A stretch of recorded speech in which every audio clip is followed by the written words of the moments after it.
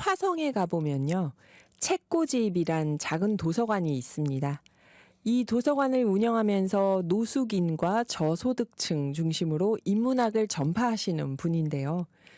얘기 들으면 얼핏 노숙인이나 저소득층 분들이 먹고 사는 게 힘든데 인문학까지 공부해? 그런 생각도 들잖아요. 네, 이 모든 이야기를 들려주실 최준영 선생님 모셨습니다. 선생님의 책 가난할 권리도 저희가 소개할 겸 모셨는데요. 안녕하세요, 선생님. 안녕하세요. 네, 청취자분들께 직접 인사를 한번 해주신다면요. 네, 저는 수원의 장안문 근처에서 작은 도서관 책꽂이집을 운영하고 있는 최준영이라고 합니다. 그리고 인문 공동체이기도 하고 그래서 연중 책꽂이집에서도 인문 강좌, 과학 강좌를 하고 또 제가 또 이제 개인적으로 전국적으로 돌아다니면서 해왔던 인문학 강좌를 주로 이제 힘겨운 분들 대상으로 진행하고 있습니다. 네, 그 선생님이 쓰신 가난할 권리 저자 소개해 보면 이렇게 나와요. 2000년 문화일보 신춘문예 시나리오 부문에 당선됐다.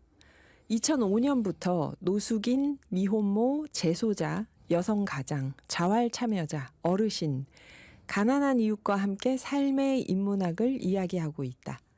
덕분에 거리의 인문학자라는 별명을 얻었다. 성 프란시스 대학 교수를 거쳐서 경희대 실천인문학센터에서 강의했으며 현재는 전국을 떠돌며 인문학을 매개로 다양한 사람들과 만나고 있다.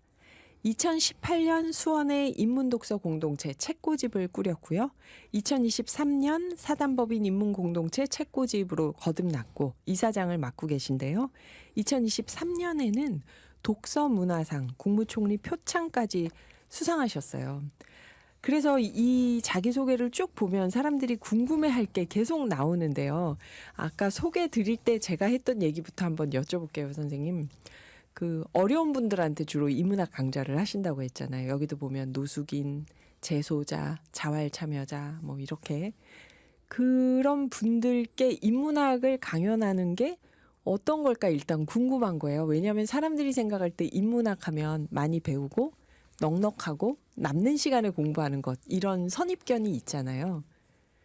그 성 프란시스 대학 교수를 하셨다고 나오는데 이 성 프란시스 대학이 책을 보면은 노숙인 분들이 와서 공부하는 대학이더라고요.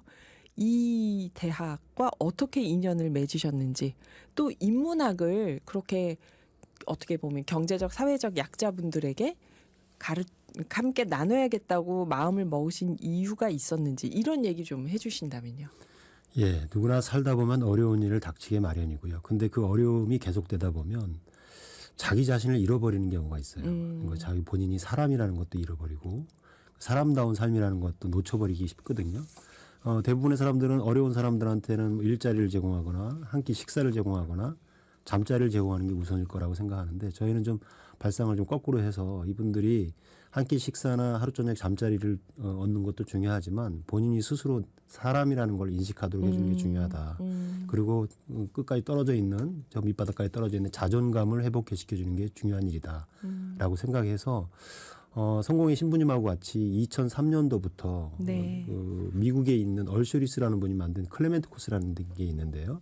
그걸 이제 하나의 벤치마킹을 해서 한국에서도 거리의 삶을 사는 분들을 위한 인문학 강좌를 만들자. 네. 그래서 한 2년 정도 준비를 해서 2005년도에 드디어 이제 노숙인 인문학 과정이 국내 최초로 만들어졌고요. 네. 2005년 9월에 첫 강의를 진행했는데 영광스럽게도 그 첫 강의를 제가 했고요. 네. 그 이후로 지금 현재 2025년이니까 21년째가 됐는데 네, 21년. 네. 21년 동안 한 해도 거르지 않고 노숙인, 미혼모, 재소자, 어르신 이런 사람들 소외계층이라고 불려지는 사람들을 대상으로 하는 강의를 줄기차게 제가 해오다 보니까 네. 저한테 감당하기 힘든 만큼 무거운 별명이죠. 거리 인문학자라는 별명이 붙기도 하고 그랬습니다. 근데 어찌됐건 대부분 사람들이 가지고 있는 편견을 좀 깨야 되겠다 이런 생각을 가지고 열심히 방송 출연도 하고 신문 칼럼도 쓰고 SNS를 통해서 가난한 사람도 공부를 한다 이런 걸 많이 전파를 했는데 그 편견이 쉽게 깨지지는 않는 것 같아요. 그래서 네. 아직도 제가 해야 될 역할이 많이 남아있다고 생각합니다. 네. 인문학 공부가 돈이 많고 시간이 남아서 하는 게 아니다. 지금 말씀하실 때 사람이란 인식, 자존감이 바닥에 떨어져 있었다고 하셨는데 사람이란 인식이나 자존감이 인문학을 공부해서 이게 생기는 걸까? 이게 또 문득 궁금하거든요. 선생님이 가장 최근에 하신 강좌 내용이나 아니면은 언제라도 좋으니까 그 강의하시면서 아 정말 이분들에게 내가 도움되는 강의를 했구나 하고 느꼈던 강좌가 있었을까요? 예, 제가 이제 강의하는 곳은 이제 전국에 있는 노숙인 시설에서도 하고, 네. 그다음에 지역의 저소득층들이 모여 있는 자활지원센터라는 데가 있습니다. 네. 그곳에서도 강의를 하는데요. 서울에 있는 뭐 지역 자활지원센터에서 인문학 강의를 들었던 분이 저희도 MT를 갑니다. 아. 1학기 3개월 정도 강의를 들으면 네. 2학기 시작하기 전에 하절기에 이제 MT를 한번 가는데 네, 네. 그 한 분이 여성분인데 그 한 60 가까이 되신 분인데 3개월 동안 인문학 강의 들은 소감을 얘기했어요. 많은 네. 사람들 앞에서 일어서서. IMF 때 사업이 망하고 시리에 빠져 있다가 술에 의존하는 삶을 살았고 거의 뭐 삶을 포기하다시피 했는데 자활센터라는 데를 나와서 다시 일을 하기 시작했다. 근데 한때 크게 사업을 했었고 잘 나갔었기 때문에 자활에 와서 보니까 사람들이 너무 꾸리꾸리하고 뭐 생긴 것도 옷 입은 것도 시시해 소위 말해서 보였다. 이제 네. 루저로만 보이더라. 네, 그래서 네. 저런 루저들하고 내가 같이 일을 해야 돼? 자존심 상해. 그리고 대화도 안 하고 동료들하고 이제 섞이지도 않고 그리고 외톨이가 스스로가 자기 자신을 왕따를 시킨 거죠. 그렇게 살았었는데 3개월 동안 인문학 강의를 듣고 나서 네. 깨달은 게 있다는 거예요. 내가 봤던 그 동료들 그들이 루저가 아니라 내가 루저구나. 그리고 내가 미워했던 거는 저 동료들을 미워했던 게 아니라 내가 내 자신을 미워하고 있었구나라는 걸 깨달았다는 거예요. 그래서 인문학 강의를 들은 이후로는 동료들한테 먼저 다가가서 말도 걸고 또 친절하게 대화도 하고 같이 어울리기 같이 밥도 먹고 이렇게 친근해졌다. 인문학이 뭔지는 3개월 들었어도 잘 모르겠다. 그런데 어찌됐건 내가 나 자신을 제대로 보게 되었다. 이런 소감을 얘기하더라고요. 네. 뭉클했어요. 제가 이 인문학 강의를 가난한 사람들 대상으로 오래 하다 보니까 사람들이 그래요. 저희 가족 수부터 시작해서. 가족부터. 예, 돈도 안 되는 거, 누가 알아주지도 않는 걸 왜 그 계속 하느냐. 궁금했는데 안 예. 여쭤봤거든요. 그런데- 돈이 됩니까? 그런데 이제 이렇게 제가 강의를 다니다 보면 네.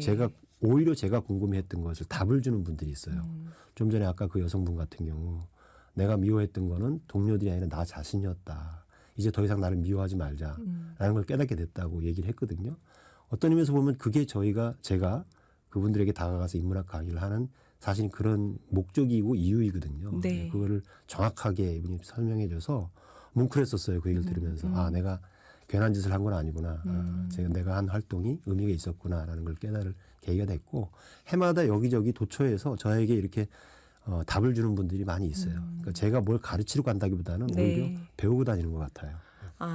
그 여성분이 말씀해 주신 그 여성분과 공부할 때 어떤 내용을 했을까요? 어떤 책으로? 저희는 이제 그 인문학 강의 과목이 많잖아요. 네. 그래서 이제 저는 주로 문학 작품을 가지고 문학을 같이 읽고 그 문학 작품에 대해서 얘기하는 형태의 강의를 하기도 하고요.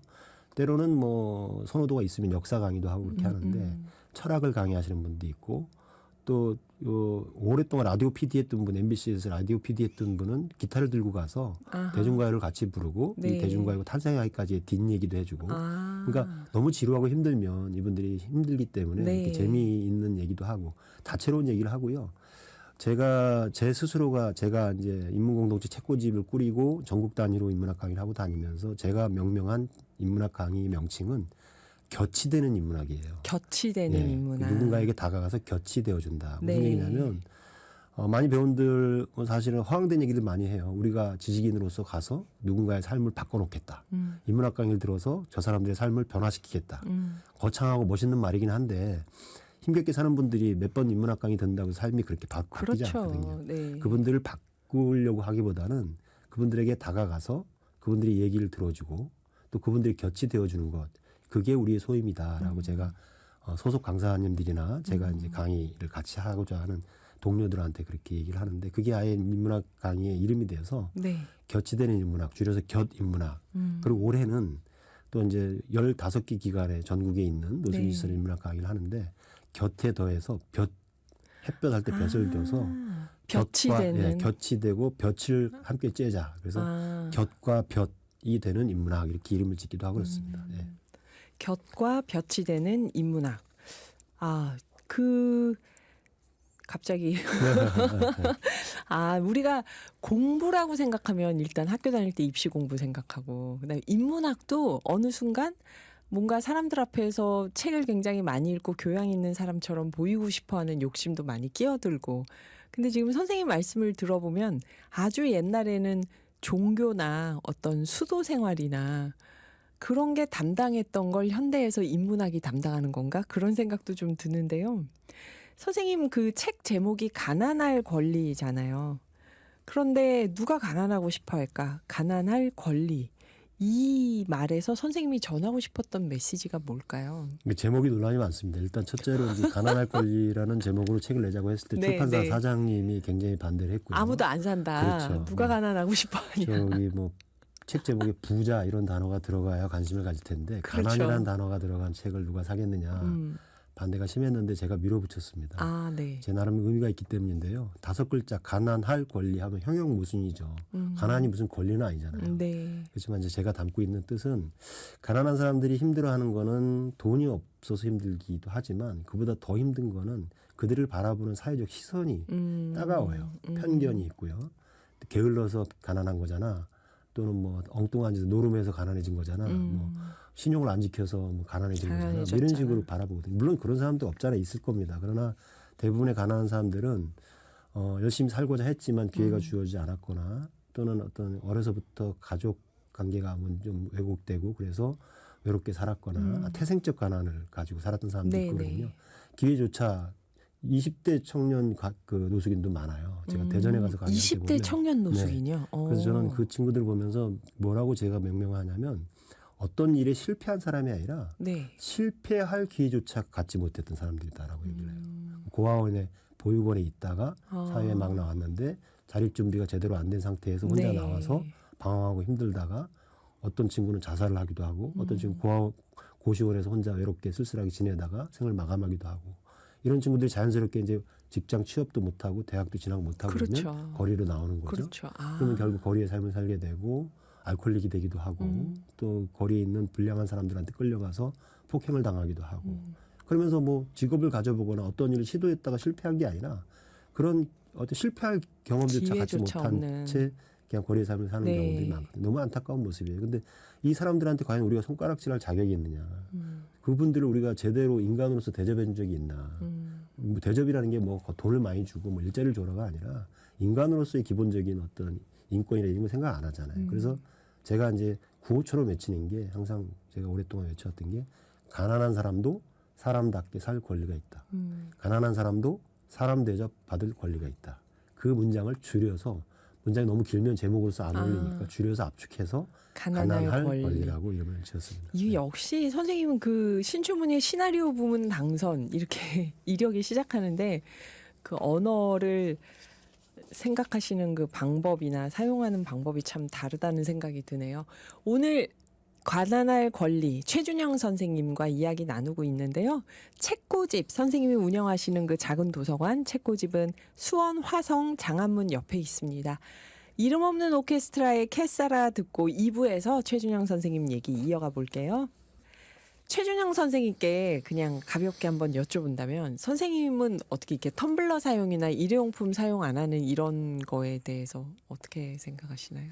사실은 뭐 저도 텀블러를 가지고는 있습니다만 네네. 가끔 잃어버리기도 하고 그래서 아, 잃어버리죠. 맞아요. 네, 그래서 제가 뭐 이런 말씀 드릴 자격이 되는지 모르겠습니다만은 뭐 우리가 환경을 생각하고 그런다면은 뭐 점점 그런 텀블러 사용하는 분이 많아져야 된다고 생각합니다. 그러니까 집집마다 텀블러가 여러 개 있는 게 잃어버린 줄 알고 또 사면 집에 네, 있고 맞습니다. 그렇다고 얘기를 네, 하더라고요.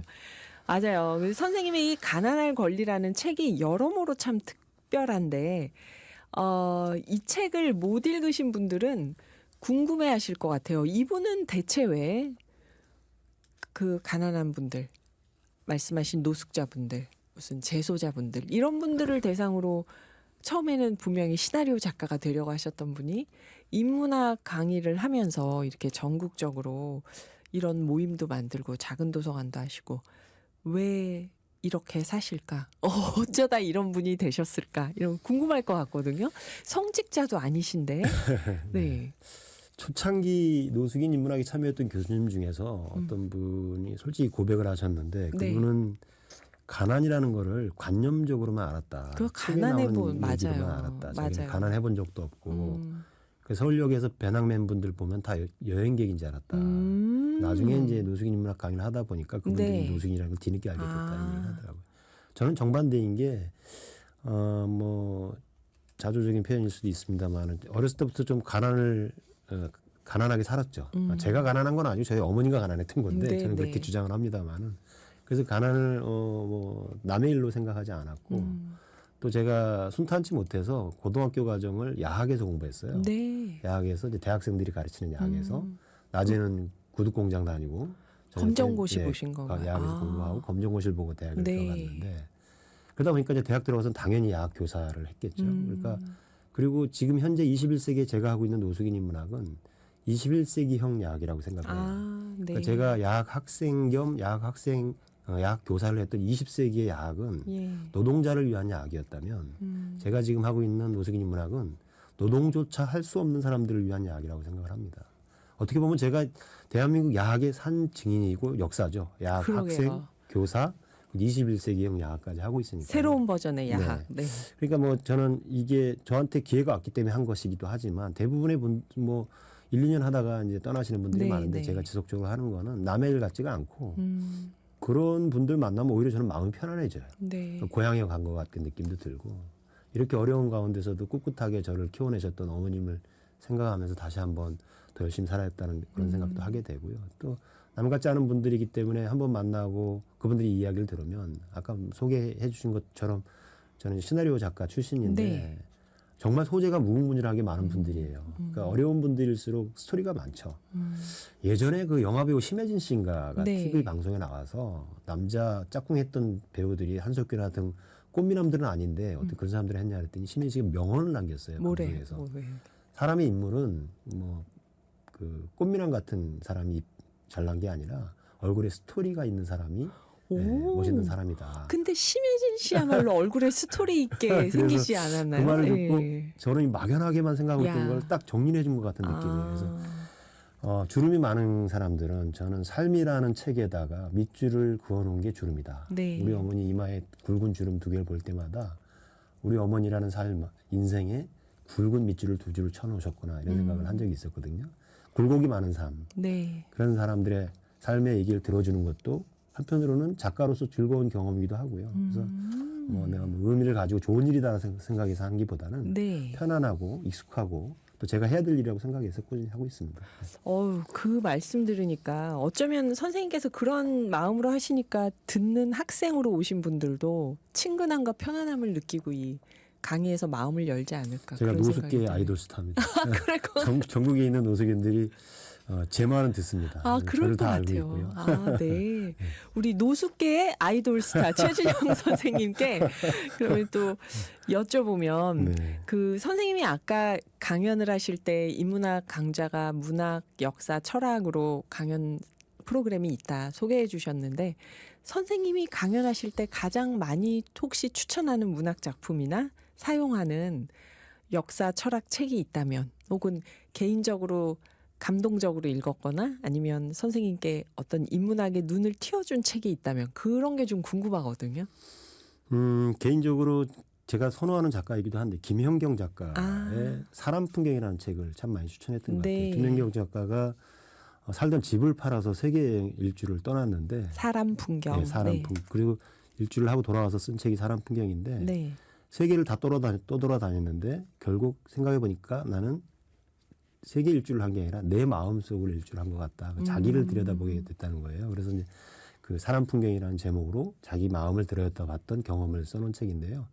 심리학이나 정신분석학의 기초를 공부하고 싶은 분한테도 도움이 될 것이고 무엇보다 자기를 들여다보는 것, 몽테뉴처럼 네. 에세이를 썼던 몽테뉴처럼 자신을 들여다보기를 원하시는 분들한테 강력하게 추천드리는 책이고요. 처음에 초창기에 저도 인문학 강의를 할 때 그렇게 제가 학문이 깊지가 않아서 인문학의 의미를 사실 정확하게 모르고 시작했어요. 그냥 해야 되니까 하나보다 하고. 근데 하면서 교수들 사이에서는 세미나도 하고 그러면서 이제 우리가 왜 인문학을 해야 되는지 이런 것들을 공부하다가 발견한 책이 초창기에 노숙인 인문학 초창기 이제 신영복 선생님의 돌아가신 신영복 선생님의 강의라는 책이 있어요. 나의 강의. 동양고전 독법 강의. 나의 동양고전 독법 강의. 네네. 거기에 보면 그런 얘기가 나와요. 우리가 20세기 우리 동양의 전통 사상은 관계론인데 네. 20세기에 서구의 존재론이 우리나라에 수입이 되면서 파편화되고 개인화되고 이런 것들이 횡행했었다. 21세기에는 우리 동양의 전통 사상인 관계론을 회복해야 된다. 관계론이란 나 혼자 잘 살면 되는 게 아니라 그 사회학적 개념이죠. 인문학은 더불어 같이 사는 가치를 추구하는 것이다. 네. 이렇게 정리를 하셨는데 마침 저희가 하고 있는 가난한 사람들을 위한 인문학 강의에 어떤 이론적 근거를 제공해 주신 것 같기도 하고 그러네요. 그래서 너무너무 개인적으로도 존경하는 분이기도 했지만 그 책이 초창기 저한테 굉장히 많은 영향을 끼쳤던 것 같고요. 그리고 또 강의 중에 많이 소개하는 책 중에는 또 빅터 프랭클의 죽음의 수용소에서 같은 책도 많이 네. 합니다. 왜냐하면 사람이 고통스러운 상황을 닥쳤을 때 그것을 어떻게 이겨낼지 뭐 빅터 프랭클 하면 로고테라피라 그래서 이제 제3심리학을 창시한 사람을 알려져 있지 않습니까? 네. 그러니까 삶의 의미를 알면 그러니까 왜 살아야 되는지 그 이유를 분명히 가지고 있는 사람은 어떤 고통스러운 상황 속에서도 그걸 이겨낼 수 있게 된다. 그게 이제 철학자 니체가 한 말인데요. 삶의 의미를 알면 어떤 상황도 이겨낼 수 있다. 이 니체가 했던 말을 빅터 프랭클이라는 사람이 죽음의 수용소에서라는 책에서 녹여내서 어려움에 처한 사람들, 고통에 처한 사람들. 본인은 뭐 나치 수용소에 gat혔었으니까 뭐 이루 네. 말할 수 없는 고통에 처했던 거 아닙니까? 그런데도 불구하고 살아남았고 사람들한테 메시지를 주는 책을 냈죠. 그런 그 의지를 가진 분, 의지가 좀 필요한 분들에게는 이 책을 권유해서 읽고 같이 대화도 나눠보고 이렇게 하고 있습니다. 빅터 프랭클의 죽음의 수용소에서는 노숙인 분들한테 정말 큰 빛이 될 것 같아요. 근데 조금 어려워요. 아, 어려워요. 번역책이다 보니까 조금 맞아요. 어려워요. 좀 문장이 네네, 맞아요. 그렇습니다. 네네, 아. 네. 이 책이 그 유태인 나치 수용소에 들어가서 이렇게 어떤 유태인들이 끝까지 살아남았나 하고 네, 보니까 맞습니다. 네. 본인이 인간임을 잃지 않고 자신에게 계속 자기 의미를 부여하는 사람들이 끝까지 살아남더라. 정확합니다. 예. 네. 그래서 뭐 빅터 프랭클이 어떻게 보면 본인을 실험 대상으로 해서 자신의 심리 이론을 이제 실제로 실험처럼 자신의 심리 이론을 만드는데 내가 해봤더니 살아남은 거잖아요, 이 사람이. 그러니까 네. 이론의 여지가 없었던 건데, 저도 이 책을 우연히 한번 읽었었는데 오늘 선생님께서 말씀하시니까 굉장히 반갑네요. 선생님이 김현경님의 사람 풍경, 신영복 선생님의 나의 동양고전 독법 강의, 빅터 프랭클의 죽음의 수용소에서 이 세 권을 좀 추천해 주셨는데요. 사실 선생님이 강의만 하시는 게 아니라 책방도 운영하고 계세요. 그래서 좀 우리가 현실적인 얘기로 와서 사실 쉬는 시간에 제가 여쭤본 게 모든 책방이 지금 안 되잖아요. 모든 도서관에 지원금이 부족하고 책고집이라는 책방은 제가 볼 때 행사도 굉장히 많고 이렇게 어떤 인문 공동체로 자리 잡았다는 느낌을 많이 주던데요. 어떤 곳이고 어떻게 운영하고 계신지 적자의 액수는 말씀 안 하셔도 되지만 어떻게 운영하고 계신지 얘기해 주신다면요. 책고집이 위치한 곳이 장화문 안쪽에 성곽길 옆에 있는데요. 네. 요즘 핫플레스입니다. 그러니까 뭐 경리단길, 삼청동길을 너무 능가하는 네. 행리단길이라 그래서 네, 주말이면 엄청나게 많은 사람들이 오고요. 주차 공간이 없어서 차를 끌고 들어오면 오도 가도 못하는 곳입니다. 그렇게 많은 사람들이 오고 가는 곳에 한중간에 책고집이 있는데 네. 뭐 방송 기자가 저한테 그러더라고요. 이 좋은 공간을 왜 놀리느냐고. 아. 여기서 술을 팔고 음식을 팔면 대박이 날 텐데 아. 왜 책만 쌓아놓고 매출을 올리지 않냐 그런 얘기를 하길래 제가 반발했어요. 기자님이 보시기에는 이 공간을 놀리는 걸로 보입니까? 아무리 자본주의 사회라고 하지만 꼭 매출을 올리고 술을 팔고 음식을 팔아서 매출을 올려야만 공간을 선용하는 곳이냐라고 생각하십니까? 여기는 매출은 안 오르지만 사람이 오는 곳입니다. 사람이 와서 책을 읽고 자녀를 데리고 와서 부모가 같이 책을 읽고 그것이 저는 돈 몇 푼 매출 올리는 것보다 훨씬 더 가치가 있다고 생각합니다. 라고 강변을 했더니 그 기자분이 바로 제가 질문이 잘못됐습니다 하고 인정을 하더라고요. 저희 책고집은 네. 많은 사람들이 도움에 의해서 운영이 되고 있고요. 제가 지방에 강의를 갔더니 전라도 어떤 지방의 도서관 분이 저한테 그러더라고요. 수원에 있는 책고집은 수원시나 경기도에서 얼마나 많은 지원을 받길래 웬만한 공공도서관보다 더 많은 강좌를 하느냐. 저도 그렇게 생각했거든요. 그렇게 하는데 네. 뭐 분명히 말씀드리지만 지원받는 거 한 푼도 없습니다. 정말요? 네, 없습니다. 네. 뭐 그거는 뭐 정책적인 이유 때문에 그런 건지 모르겠습니다. 네. 그건 아니고 책고집은 이제 다양한 회원들이 자발적으로 회비를 내고 책고집 회원들은 그냥 이곳에 와서 뭘 대접받으려고 오는 사람들이 아니라 자기가 주체적으로 참여하는 사람들이기 때문에 기꺼이 강좌를 들으면 강좌 회비도 내고 그 외에 후원금도 내고 이런 많은 사람들의 힘이 합쳐져서 네. 그래서 공동체입니다. 인문 공동체. 그래서 운영이 되고 있고 역시 뭐 힘들긴 하죠. 그렇지만 힘든 거는 뭐 예상하고 했던 거기 때문에 대신 제가 열심히 지방 다니면서 강의해서 벌어서 그 적자를 메꾸고 그러면 뭐 큰 문제는 없다고 생각합니다. 거의 무슨 연예인 기획사에서 돈 못 벌고 사장님이 뛰면서 돈을 버는 그런 운영 방식이네요. 네, 근데 저는 여기가 정말 젊은이들이 모이는 아주 멋진 곳이 됐잖아요. 외국인들도 많이 오고 수도권 사람들이면 다 한 번씩 오는 행리단길 한가운데 책꽂집이 있다는 게 이게 정말 멋진 결과가 된 것 같아요. 선생님이 그걸 처음부터 계획하고 이렇게 하시진 않았겠지만. 네. 예. 처음부터 그렇게 될 줄 알았으면 건물을 샀겠죠. 쌌을 때. 맞아요. 근데 지금 너무 올라서 감히 엄두를 낼 수가 없는 상황입니다. 예. 네. 우리 박학기의 비타민 듣고 책방 이야기 이어가 보겠습니다. 최준영 선생님께 책방 운영에 대한 이야기를 더 여쭤봐야 되는데 그 전에 사실 좀 더 궁금한 이야기. 아까 우리 20대 노숙인 나왔을 때 제가 조금 충격받았거든요. 있다는 걸 알면서도 그 선생님 책에 보면 가난할 권리 183쪽에 가난하고 힘없는 사람이라고 해서 생각이 없거나 꿈이 없는 건 아니다. 당연히 존중받아 마땅한 사람들이다. 가난한 사람이라고 해서 나약하기만 한 건 아니다. 가난하지만 꿋꿋하게 살아가는 건 그들에게도 삶을 살아갈 권리가 있기 때문이다. 가난할 권리다. 이 얘기가 나오는데요. 그 20대 노숙인, 경석이란 이름의 노숙인과의 얘기가 책에 나오잖아요. 네. 그 20대 젊은 노숙인이 많고 어떤 분들인지 얘기를 해주셨는데 이 경석이하고의 이야기랑 또 이 문제에 대해서 선생님이 생각하시는 해법이나 이런 말씀을 좀 해주신다면요. 벌써 횟수로 한 7년 정도 된 것 같아요. 7년 이요? 대전에 특강을 한번 해달라 그래 요청을 받고 대전에 있는 노숙인 시설에서 강의를 했는데 네, 보통 강의를 하면 2시간 하잖아요. 네. 1시간 끝나고 밖에 나왔는데 저를 쫓아나와서 젊은 친구가 담배를 한 가지 달라 그러더라고요. 네. 좀 뜨아했죠. 담배를 드리는 게 네. 아니고 선생님 저 담배 좀 주세요. 네, 그래서 네. 담배를 줬어요. 그랬더니 전화번호도 알려주세요. 그런 거예요. 아. 그래서 예전에 제가 교도소에서 강의하면서 전화번호 알려줬다가 네. 그분이 나와서 이제 석방대에 나와서 저한테 연락을 한 적이 있었는데 일자리 알아봐 달라 그랬는데 제가 제대로 못 알아봐 줬어요. 조금 뒤끝이 좀 안 좋아서 네, 전화번호 네. 알려주는 게 조금 뜨하긴 했는데 그래도 뭐 알려줬죠. 그랬더니 며칠 전에 전화가 왔더라고요. 대전에 또 언제 오시냐고. 그래서 나 특강 한 번만 한 거기 때문에 또 언제 간다는 보장이 없다. 그랬더니 센터에 가서 교수님 또 모시라고 요구하겠다. 그래서 그 친구가 요구를 하고 그래서 이제 대전을 한 번 가기로 한 건데 지금 횟수를 6년째 가고 있어요. 매달. 근데 제가 계속 가는 이유는 그거예요.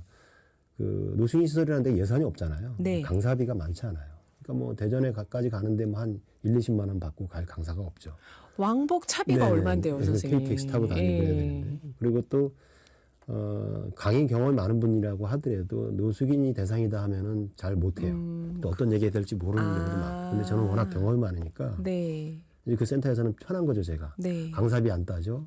강의 재밌게 해. 그러니까 저를 계속 부르는 건데. 그러다 보니까 이 친구하고 라포가 형성이 돼서 계속 교류를 했는데 한 2년 차 정도 됐을 때 이 친구가 저한테 얘기 좀 하자 그러더라고요. 네. 결심했다고. 자기도 공부하겠다고. 왜? 그랬더니 저도 교수님처럼 별명이 있는 사람이 되고 싶어요. 그러더라고요. 제가 이제 거지 교수, 뭐 거리 인문학자는 별명이 있잖아요. 네. 자기도 별명이 있는 사람이 되고 노숙계의 싶다. 아이돌. 네. 네. 그래서 그랬더니 네 결심했어요. 그러더니 술을 일단 끊었대요. 이 친구가 이제 부모가 이혼하고 네. 실제 혼자 거기 살면서 거리에 살다가 알코올 중독이 됐던 친구인데 그래갖고 며칠 또 괜찮다고 술 한 잔 마시면 계속 마셔서 길거리 쓰러져 있으면 또 119에 실려가고 이랬던 친구인데 술 끊기 굉장히 어렵거든요. 근데 술을 끊고 진짜 돈을 모아서 사이버 대학에 입학을 하고 종이 졸업을 하고 3년 만에 4년제를 그리고 사회복지직 공무원 시험에 합격을 했어요. 대전 지역에서 딱 한 명 뽑는데 이 친구 합격했으니까 수석 합격한 거죠. 그렇네요. 그리고 나서 제가 이제 가난할 권리 책이 나오고 재작년에 북토크를 하는데 혹시 출연해 줄 수 있겠냐 그랬더니 교보문고에서 북토크를 하는데 나와서 네. 청중들 30명, 40명 정도 있는 데서 이 책 속에 나오는 경석이가 접니다. 제가 노숙자였는데 노숙 생활했었는데 최준영 교수님 만나서 공부에 눈이 떴고 공부하다 보니까 제 공부머리가 있더라고요. 그러면서 대학도 졸업했고 공무원 시험에 합격했습니다. 네. 거기 청중들 다 울렸어요, 이 친구가. 그러게요. 그 친구가 쉽지 않잖아요. 내가 젊은 친구가 저 노숙인 출신입니다. 사람들 앞에서 얘기하기 어려운데 어렵죠. 얘기를 하더라고요. 그래서 지금은 뭐 창피하지 않습니다. 극복했으니까. 그래서 저도 굉장히 고맙기도 하고 네. 그랬던 친구가 부모님이랑 헤어지고 나서 동생이랑 둘이서 48일을 굶어봤대요. 어머나 48일 동안 물만 마신 네, 건가요? 근데 어머나. 이 친구가 저한테 질문을 하더라고요. 선생님, 냉장고에 있는 음식 중에서 30일 이상 지나도 썩지 않는 게 뭔지 아세요? 뭔가요? 설탕, 소금, 고추장. 아 물에다가 설탕 타고 소금 타고 고추장 타갖고 그걸 계속 마신 거예요. 먹었다는 거예요. 아이고. 그러면서 결국은 이 친구가 다시 이제 고래 삶을 살다가 다시 이제 공무원 시험까지 합격을 한 네. 거니까 스스로는 이제 뭔가 성취했다고 생각하기도 하는 거고 변화된 거죠 삶이. 엄청난 거죠, 네. 선생님. 저는 그래서 뭐 지금 죽어도 후회가 없어요. 여한이 없어요. 뭐 많지는 않지만 몇몇 사람들 사람을 변화시켰다고 생각하고요. 네. 저로 인해서 뭔가 좀 나은 방향으로 가고 있다. 그 친구를 생각하면 제 회복 탄력성이라는 단어를 생각하는데요. 네. 그 친구가 저한테 힘을 얻었던 건 그걸 겁니다. 제가 명강의를 해서 강의가 뭐 훌륭해서가 아니라 제가 믿어준 거잖아요. 네, 믿어주고 열심히 해봐라. 너는 된다. 그러니까 자기를 믿어주는 한 사람이 있었기 때문에 공부를 계속 할 수 있었다라고 저한테 얘기도 하고 수제자가 되겠다고 하고 네. 자기도 이제 강의를 가난한 사람들 위해서 강의를 하겠다고 하고 굳이 사회복지직 공무원이 된 이유도 거리에 있는 아저씨들한테 진짜 뭐가 필요한지 자기는 잘 안다. 그래서 실제로 도움을 주는 사람이 되고 싶다. 이런 얘기를 해요. 그런 얘기들이 이제 가난할 권리라는 책에 실려 있고요. 뭐 좀 때로는 뭉클하다는 사람들도 많이 있고 또는 뭐 박수를 쳐주는 분도 있고 어찌됐건 제가 20여 년 동안 이렇게 힘겨운 사람들하고 같이 네. 얽혀서 섞여서 나눴던 이야기들 이런 것들을 이제 풀어낸 책이어서 거창한 제목 지을 수도 있었지만 그냥 솔직하게 안 팔려도 좋다 하고 제가 가난할 권리라고 제목을 지어서 책을 냈습니다. 그런데 막 안 팔린 건 아니잖아요, 이 책이. 상당한 화제가 됐잖아요, 선생님. 그렇죠? 글쎄요. 뭐 훌륭하신 분들이 추천사 써주셔서 김범준 교수나 뭐 신영철 교수나 이런 분들이 예. 추천사 써주고 반수현 작가도 써주고 그래서 뭐 그분들이 추천사 쓰면서는 뭐 대박 조짐이다 그랬는데 대박은 아니고 팔린 책보다는 제가 이제 노승희 시선에 이랬는데 선물 한 개 더 많은 것 같아요. 한 3천 권 이상 여기저기 선물을 한 것 같습니다. 네. 그래요. 선생님께 이게 노숙인 분들이나 어떻게 보면 우리 사회적 약자들, 재소자 이런 분들 얘기를 듣다 보니까 기후 변화가 사회적 약자들에게 더 큰 피해를 준다. 이 얘기들 많이 하시거든요.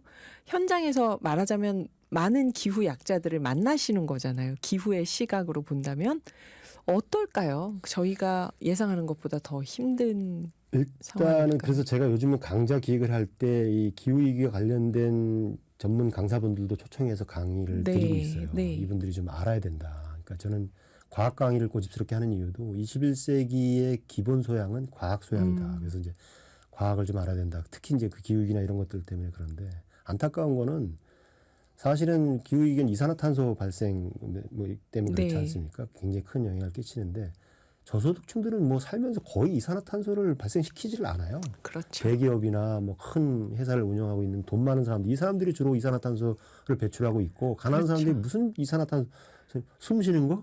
숨 쉬면 이산화탄소를 발생시키죠. 근데 그분들이 숨 쉬는 거는 뭐 삶으로 생명을 유지하는 가장 아주 최소한의 활동에 네, 네. 불과한데 근데 그 위기에 대해서 똑같이 책임져야 된다고 하잖아요. 그 기후 위기다라고 하면서 우리가 탄소를 줄여야 돼, 이산화탄소 줄여야 된다고 하면서 그 이분들이 이산화탄소 전혀 배출하지도 않는 이분들 도매금으로 같이 기후 위기의 범인인 것처럼 얘기하는 네. 것들 보면 굉장히 속상하고 기후 위기가 닥쳐서 가장 먼저 피해를 볼 사람들도 이분들이고 맞아요. 억울한 거죠. 그래서 이분들이 억울함을만 할 것이 아니라 기후 위기의 원인이 뭔지도 제대로 알아야 되고.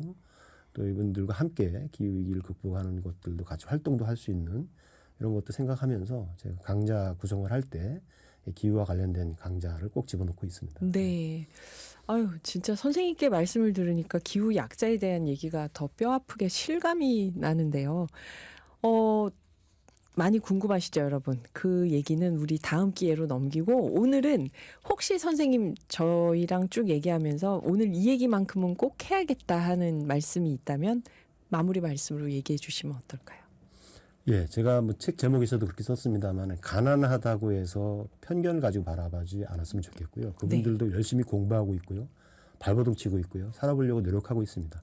단지 기회가 잘 주어지지 않고 또 이미 너무 어려운 상황에 놓여 있기 때문에 극복하기 쉽지 않지만 이분들도 분명히 똑같은 우리 공동체의 일원이고 다 같이 이 세상을 함께 사는 공동체 그 동료로서 네. 정당하게 대접을 받아야 될 권리가 있다고 생각합니다. 그게 가난한 사람도 사람답게 살 권리라고 생각하거든요. 그래서 책 제목이 좀 엽기적이긴 하죠. 형용 모순이기도 하고. 그런데 그런 의미가 담겨 있다라고 이해해 주시고 가난할 권리라는 책에 담고 있는 사연들도 좀 한번 읽어주시면 고맙겠고요. 무엇보다도 책을 읽는 것보다도 주변에 있는 수원역이나 여기저기서 만나는 노숙인들을 보면 그분들한테 직접적인 도움을 주지 않더라도 따뜻한 시선이라도 한번 보내주시면 그분들이 다시 용기를 내는데 보탬이 되지 않을까 그런 생각 해봅니다. 네. 최준영 선생님과 다른 책 이야기, 또 우리가 잘 안 보여서 몰랐던 이웃들 이야기 다음에 또 모시고 듣고 싶죠, 여러분. 예, 선생님 바쁘신데 오늘 귀한 시간 내주셔서 감사합니다. 아유, 제가 감사합니다. 감사합니다.